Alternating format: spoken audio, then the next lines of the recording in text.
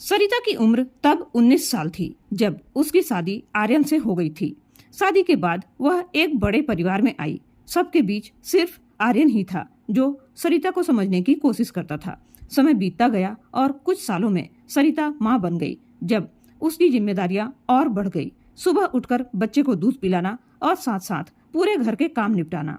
एक दिन अचानक घर में मेहमान आ गए। अब सरिता के काम की कोई सीमा ही नहीं रही। आर्यन चुपचाप यह सब देखता रहा। एक रात जब आधी रात बीत चुकी थी, आर्यन की नींद खुली। उसने देखा कि सरिता अपने बच्चे को गोद में लेकर चुपचाप झुला रही है। आंखों में थकान साफ झलक रही थी। आर्यन ने धीरे से कहा, सरिता तुम सो जाओ, मोनू को मैं संभाल लूंगा। उस रात के बाद यह आर्यन की रोज की आदत बन गई। जैसे ही रात होती वह बच्चे को गोद में ले लेता और सरिता को सुला देता।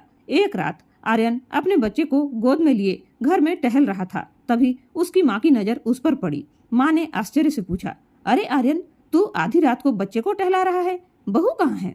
आर्यन मुस्कुराया और बोला, माँ सरिता सो रही है। माँ ने नाराज होकर कहा, उसे कहो उठे और बच्चे को चुप कराए, तुम्हें तो सुबह ऑफिस भी जाना है। आर्यन शांत स्वर में बोला, कोई बात नहीं माँ, उसे सोने दो, मैं संभाल लूंगा। अगले दिन सुबह सासू माँ का गुस्सा फूट पड़ा, बहू तुझे जरा भी शर्म नहीं आती? आधी रात को आर्यन बच्चे को टहला रहा था और तू चैन से सो रही थी। सरिता कुछ बोलने ही वाली थी कि आर्यन ने हस्तक्षेप किया, माँ मैंने ही सरिता से कहा था कि वह सो जाए। मैं देखता हूँ कि सरिता पूरा दिन घर और बच्चे के लिए लगी रहती है, उसे भी आराम की जरूरत है। वह आगे बोला, जब घर में छोटा बच्चा होता है तो काम बढ़ जाता है। माँ अगर हम खुद उसे समझने की कोशिश नहीं करेंगे तो और कौन करेगा? माँ सरिता मेरे लिए इस घर में है और मैं हमेशा उसका साथ दूंगा।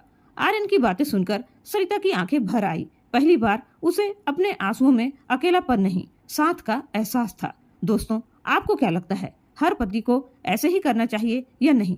अपने विचार कमेंट करके जरूर बताइएगा। वीडियो पसंद आए तो लाइक और शेयर जरूर कीजिए। चैनल में पहली बार आए हैं तो सब्सक्राइब जरूर करें। धन्यवाद।